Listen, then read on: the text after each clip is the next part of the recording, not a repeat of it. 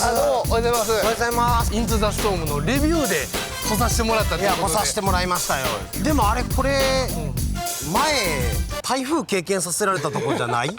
今回はスタジオです。スタジオあるんすね。ここスタジオあるんですよ、実は。ちょっと気合い入れていき気合いましょうよ。入れていこうか。ここですか？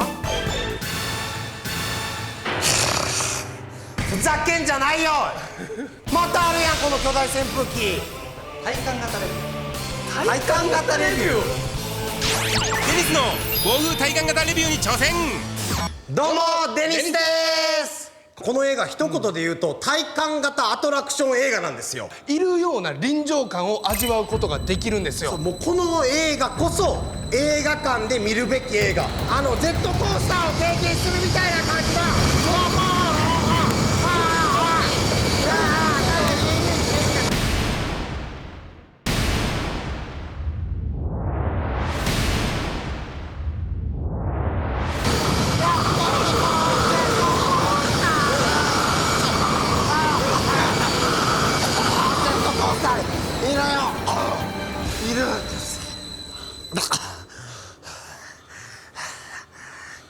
いい映画です。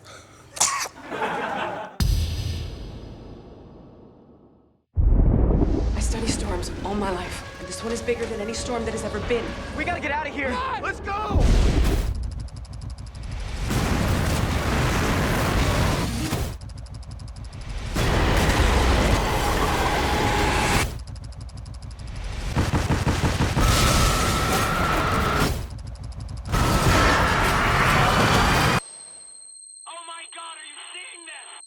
Into the storm。